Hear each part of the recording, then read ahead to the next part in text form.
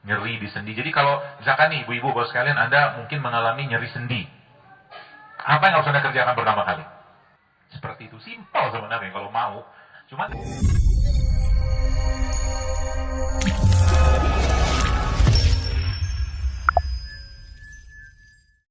dan memang itu pengaruh dari makanan. Ya, dan hubungan dengan apa? Dengan nanti yang kita akan bahas tentang perut ini, bos sekalian.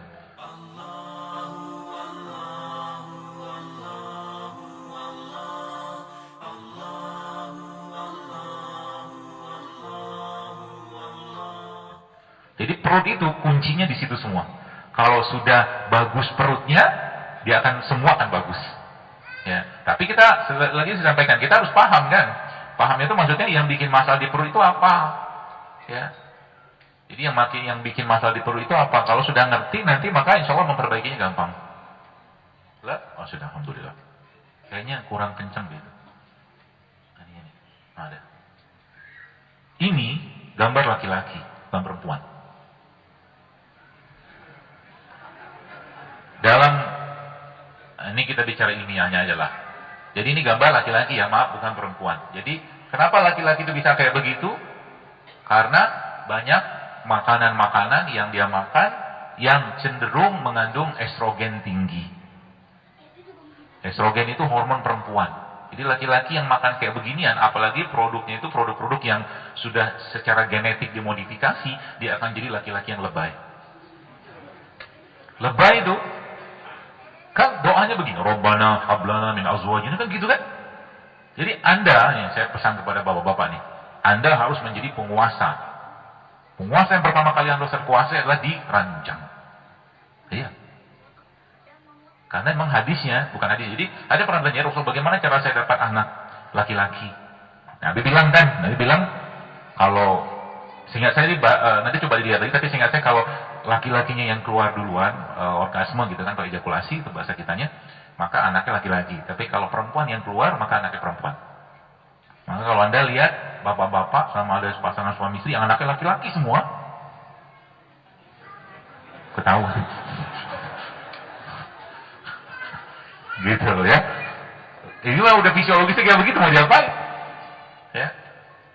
Jadi ini kayak begini yang terjadi. Nah, pertanyaannya, ini kan ada mungkin kita kan orang Indonesia kan. Oleh itu kita juga tidak makan burger tiap hari. Pertanyaan ini kayak begini dapatnya dari mana coba?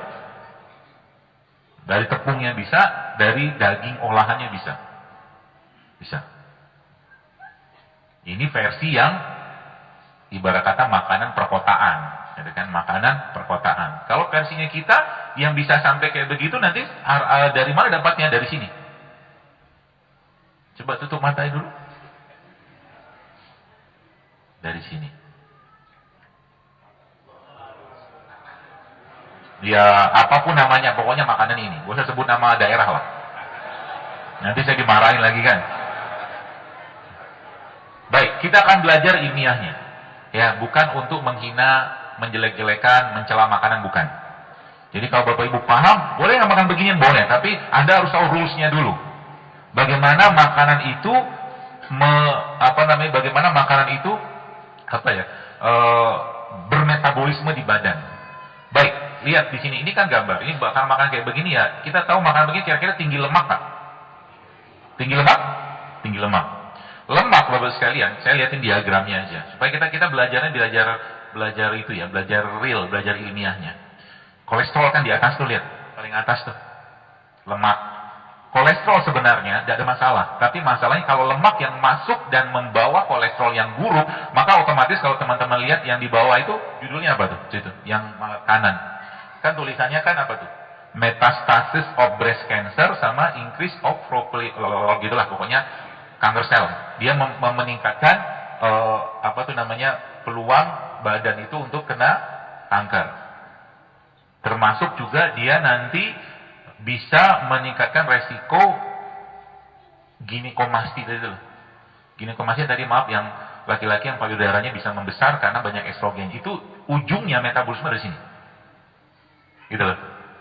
Jadi kalau versi burgernya tadi, tapi versi makanan harian kita kayak begini. Bukan kita sih. Sebagian orang. Ya, seperti itu. Jadi Bagaimana kita nanti bisa memperbaikinya? Insya Allah nanti kita akan belajar ya. Asal mau aja, mau kita ngerti. Bolehlah kita makan nasi ini, nasi itu segala macam, misalkan silakan aja, nggak ada yang melarang kok. Cuman ingat makanan tadi akan bermetabolisme di badan kita, ya. Dan saya sampaikan berulang. Contoh begini ya. Jadi kita belajar tahu. Saya nggak ngasih contoh begini itu jadi langsung, jadi teman-teman bisa lihat.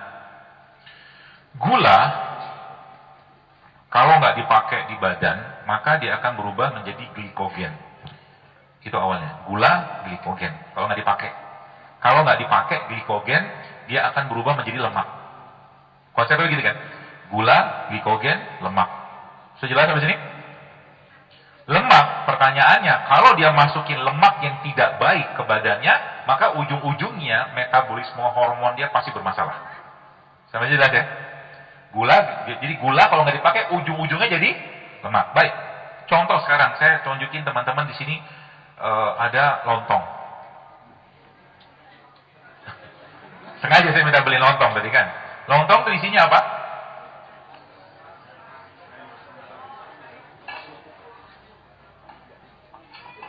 Isi pertama lontong itu kan ini. Ada ketupatnya. Ini gula nggak? Gula. Kalau nggak kepakai jadi apa tadi? Nah, lagi-lagi ini bukan cerita mencela makan, bukan. Ya, tolong jangan dipelintir. Ya, kita belajar memahami. Jadi kalau mau makan silakan, gak ada yang larang. Cuma ngerti. Jadi nanti kalau semua makan beginian, Anda harus siapin dulu badannya. Siapin dulu untuk bisa mencerna beliau-beliau ini. Kemarin ada yang lihat di postingan saya, ada orang yang motong mangga itu kan? Kenapa Anda ngecek? Karena emang tubuh kita kayak begini sebenarnya. Allah menciptakan kita itu kalau kita makannya yang dimakan itu benar, pasti akan dan menimbul. Jadi mata itu memberikan sensasi ke otak sama ke sini. Dari sini begini dari awalnya. Ketika dilihat itu makanan yang penuh. Kenapa Anda makan beginian? Coba saya jujur aja. Anda lihat orang makan beginian, kira-kira ngeces nggak? Nggak ngeces karena udah nggak ada enzimnya. Gitu maksudnya. Jadi kalau makanan-makanan yang biasanya tinggi enzim kayak yang asam atau yang manis, kita memang sensasi kita akan mengeluarkan air ludah kan gitu kan? Bahkan tanpa ada barangnya aja kita bisa keluar air ludahnya. Sampai kayak begitu, mata itu efeknya.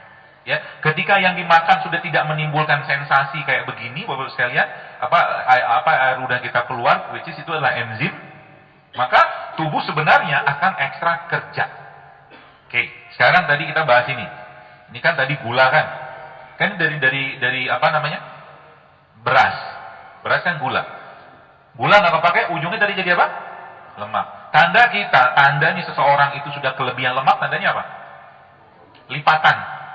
Di perut kalau yang perempuan, ya kalau laki-laki, ya. Kalau perempuan biasa di bokong, ya sama di paha. Kalau laki-laki biasanya buntel ke depan. Gitulah. Itu tanda dia sudah terlalu banyak cadangan lemak nggak kepake.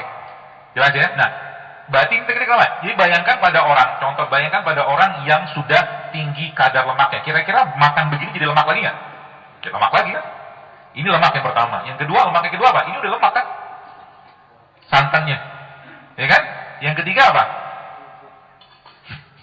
Pupuknya. Ini lemak kah? Dari mana dia tahu? Karena gula kan, tepung kan? Coba.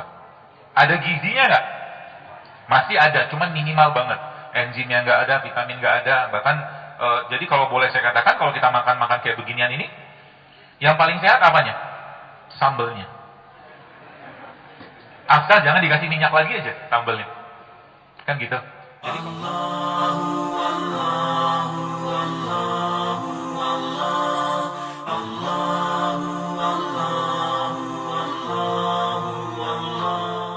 Jadi, Jadi kalau kita udah ngerti, nanti berusaha gampang nanti berbagi. Contoh begini, ya. Sengaja saya minta beli. Halal? Sehat? Kurang. Ya tergantung sih. Ya. Ada yang mengatakan kurang sehat, ya, karena dia mungkin makannya tiap hari. Lihat, ini kalau Anda lihat pertanyaannya, kira-kira ada hubungan dengan gambar tadi? Ada loh. Karena kan kolesterol kan. Pertanyaannya, ini lemak nggak? Lemak baik, lemak jahat? Lemak jahat.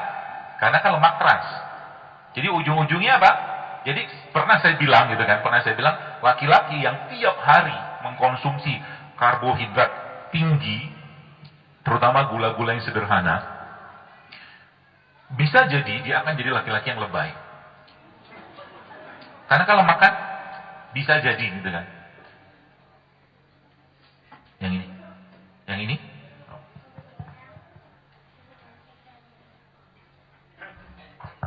Ya, jadi bisa jadi dia akan jadi laki-laki yang kalau bahasa saya lack of leadership. Tadi kan cerita wanita tadi kan cerita itu jelas ketika dia mulai ngurangi tepungnya, ngurangi nasinya. Bukan saya yang melarang makan nasi putih, bukan melarang makan karbohidrat loh. Yang saya larang atau saya minta kurang itu makan nasi putih. Karena nasi putih gulanya gula sederhana kan gitu. Gula sederhana kalau nggak kepake jadi apa? Lemak lagi. Gitu loh. Jadi ini memahami gitu teman-teman. Sehingga nanti kalau kita lihat, maka sebenarnya kalau betul-betul mau diperbaiki, gampang banget ikutin rules-nya dalam Islam. Jadi bagaimana detoksifikasi atau kita lihat makanan-makanan tadi itu kalau sudah masuk ke tubuh apa yang terjadi? Yang terjadi kayak salah satunya kayak begini. Salah satunya. Jadi kalau ada orang bilang saya itu orang yang bertulang besar, keliru total karena orang dengan berat badan yang berlebih sekalipun tulangnya segitu-gitu aja nggak bakal bisa gede. Kalau dia sudah, kalau kita lihat, kita kan orang-orang yang digambar itu kan dengan kondisi kayak begitu, tulangnya sama aja.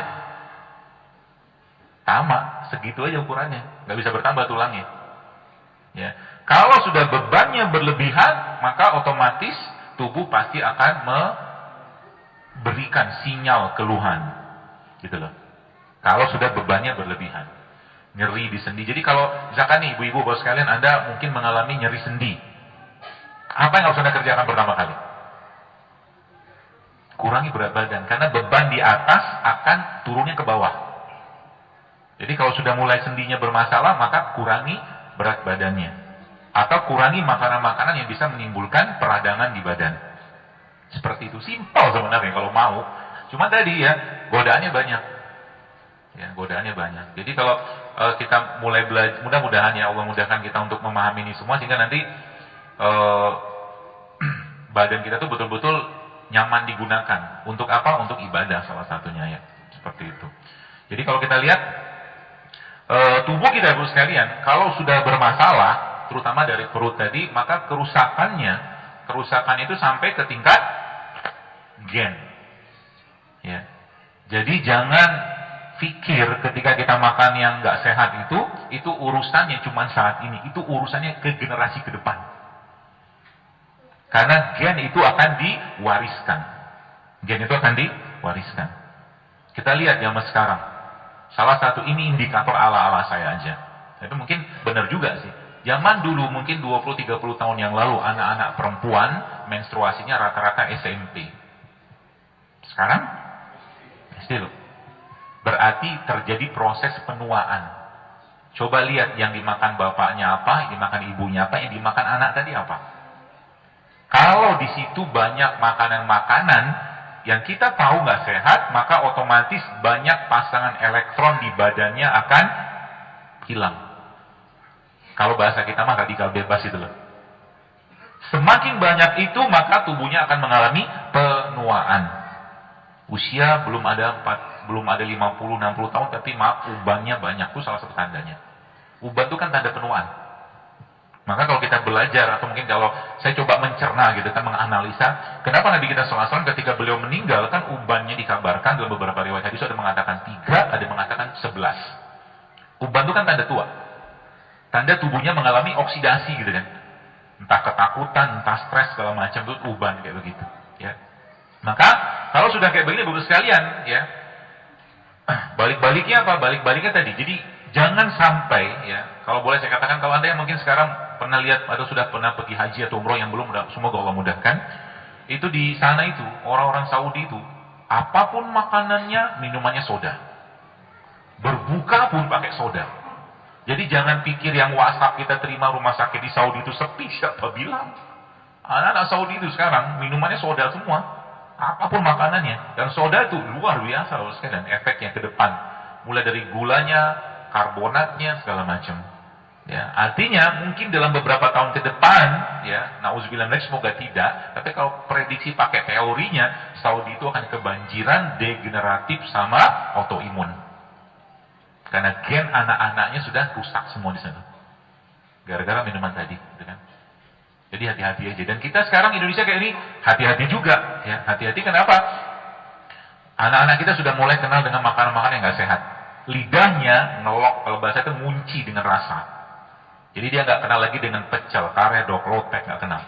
Kenalnya dengan sosis, nugget, segala macam makanan nggak sehat. Makanya kalau Anda punya otoritas atau kuasa di rumah, bagus sekalian. Jadi itunya apa? Rulesnya apa? Ya jangan jangan biarkan anak-anak itu mengkonsumsi yang nggak sehat. Karena generasi ke depan akan jadi generasi kerupuk. Gennya itu kan kerupuk. Kerupuk maksudnya rapuh, ya. Rapuh tuh ya gitu deh, gitu kan kita bicara tentang bagaimana seorang itu bisa bangun malam, bisa ngaji segala macam, itu kan salah satunya efek dari makanan tadi, ya, seperti itu. Baik, kita lihat ya ada satu video, ya, mudah-mudahan ini bisa menginspirasi. Jadi memang inspirasi kita, jadi bahwa ternyata makanan seseorang itu, jadi makanan seseorang itu efeknya memang sampai ke mana dia muncul sudah. Efeknya sampai ke otak. Jadi seseorang ya ketika dia makan dulu sekalian masuk ke perut kan. Nah, dari perut itu semakin semakin banyak asupan yang baik, maka otaknya pun akan kedapatan asupan tadi. Maksudnya gini. Bahan baku dari enzim itu asam amino. Bahan baku dari enzim adalah asam amino. Ya. Jadi ketika yang dimakan itu sudah tidak banyak lagi mengandung asam amino atau yang salah beberapa lagi namanya short fatty acid atau short chain fatty acid atau SCFA itu yang banyak kita dapatkan dari biji-bijian, maka otomatis sinyal di otaknya akan konslet. Perut tidak bisa ngasih sinyal ke otak karena dia berkomunikasi melalui saraf. Apalagi yang dimakan itu adalah lemak-lemak yang diblok sama dia. Jadi tidak ada tidak ada lagi hubungan antara perutnya sama ke otak. Jadi suka-suka dia aja nanti badannya itu. Dan itu nanti akan muncul salah satu akan muncullah kecanduan terhadap makanan-makanan tertentu yang tidak sehat. Jadi, ini salah satu jadinya. Kalau Anda atau kita lah gitu kan punya doktrin itu begini. Kalau pagi saya tidak minum kopi, saya pusing. Doktrin. Ya. Kalau pagi saya tidak makan bubur ayam, maka saya begini. Jadi sebuah doktrin yang lama-lama itu akan membuat putus kalau bahasa saya gitu. Koneksi antara perut dan otak.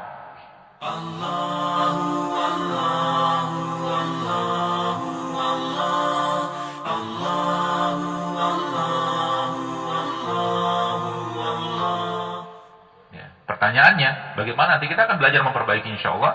Bagaimana kita memperbaiki? Sebenarnya gampang sebenarnya. Ya, kalau kita ngerti dari mana kita bisa dapatkan bahan-bahan itu semua. Ya, contoh kayak begini.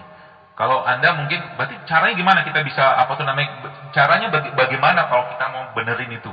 Itu kan Allah menciptakan bosan, masya Allah. Ya. Ada wortel, ya, wortel warnanya orange kayak begini. Ada selada, ya. Ada daun kayak begini ya. Ini ya salah satu cara untuk memperbaiki sinyal dari otak, dari perut ke otak. Dan bikinnya kan sebenarnya gampang banget. Ya, mau dibikinin? Mau dia? Ada itunya nggak? Oh, kita coba dikit lihat.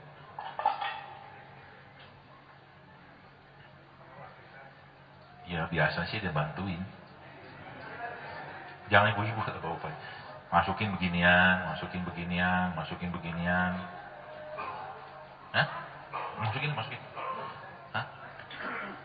Mana aja? Inilah. Bebas aja ya. 7 tangan belum? Kalau enggak apa-apa. Kita kenalan sama kuman. Gitu. Apa ya? Masukin aja mah. Nanti habis ini kita kan sudah saya bilang tadi bahwa nasi putih itu nggak sehat. Tapi Anda bisa modif memodif nasinya sehingga nasi itu tetap akan menjadi atau mungkin apa ya, dia bisa tetap memberikan efek yang baik ke badan. Yang mana? Jangan kasih bawang, sayur sama buahnya. Maklum lagi training. Ya udah Pak. Ya udah, cukup. Mana madu kita? Nggak ada madu ya? Ya lupa bawa madu lagi. Panitia nggak ada madu ya? Di luar ada jual madu kayaknya deh. Mana jual madu, sini.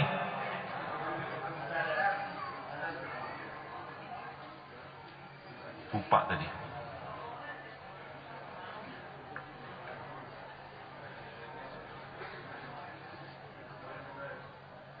Mumpung mau dipromoin. Kapan lagi kan?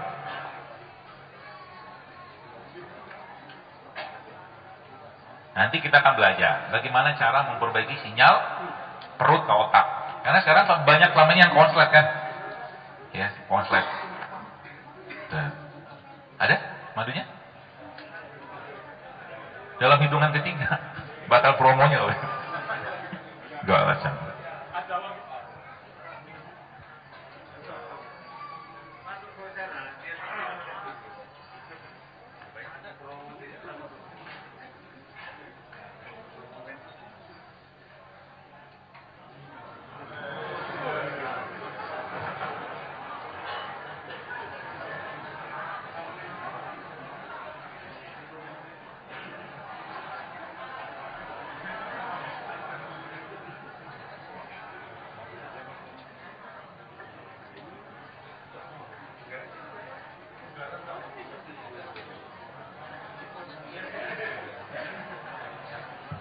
Jangan kasih mayones.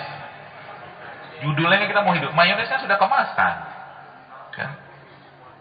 Terus kasih apa lagi? Kasih lada hitam. Ini bukan. Lada hitam mana nih? Itu chia seed. Saya tuh bawa tadi. Kayaknya tadi ada Dani di sini.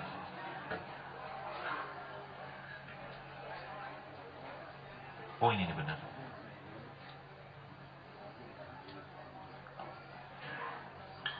Makan kayak begini Bapak sekalian nggak perlu banyak. Sebab sinyal-sinyal yang kita butuhkan ke otak itu tuh dia nggak perlu banyak-banyak makanan. Jadi Anda makan mungkin 1 sendok atau 2 sendok udah cukup. Dan dia cukup banyak memberikan asupan nutrisi ke badan. Jadi misalkan ada piring ini lupa. Akhirnya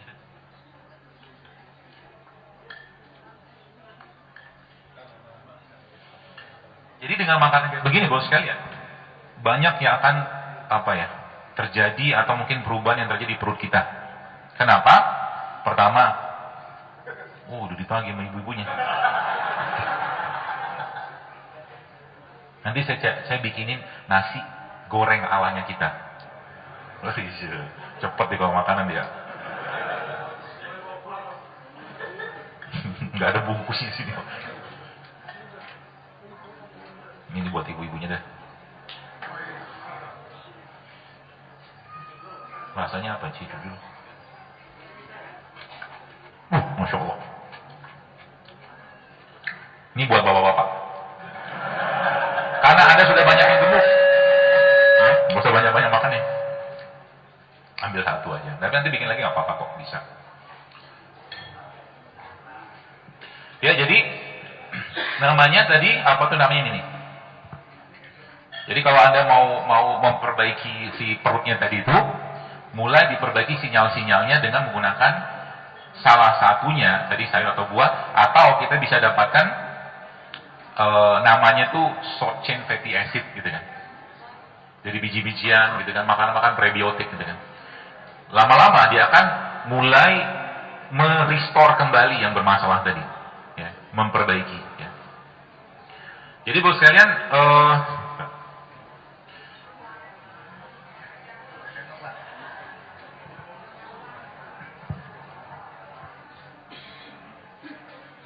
ada beberapa hal yang mungkin kita bisa mulai mulai benerin perut. Ya. Kata kuncinya ada 3. Kalau yang tadi saya bahas ini tuh yang tadi ini tuh apa namanya mana tadi ya? Ya. SCFA tadi atau short chain fatty acid tadi. Jadi ini kalau kita kerjakan betul-betul maka nanti tubuhnya akan mereset ulang. Ada 3, dia komponennya ya, ada sayur, ada buah, ada biji-bijian.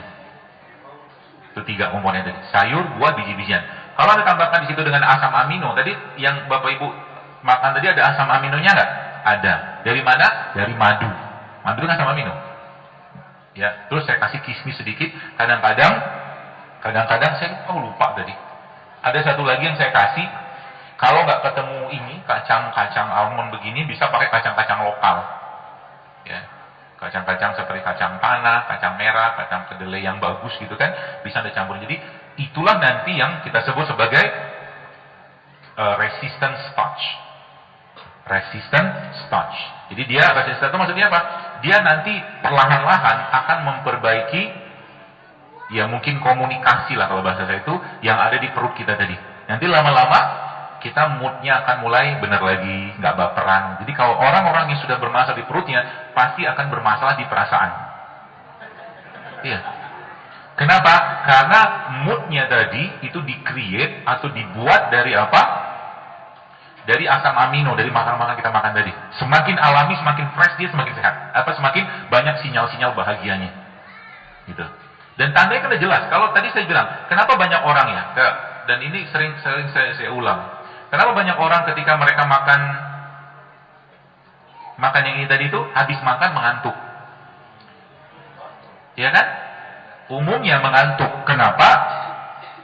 Kalau ala-alanya saya, ya, karena yang berbeda pendapat silakan aja sih. Kalau ala saya, tubuh tidak mendapatkan asupan enzim dari yang dimakan ini. Ya. Kenapa? Yang dimakan itu sebagian besar sudah bentuknya lemak, dan lemaknya kan kategori lemak apa? Yang tidak baik. Akhirnya apa? Untuk mengistirahatkan dan bisa mengolah dengan baik makanan tadi, tubuh tidur.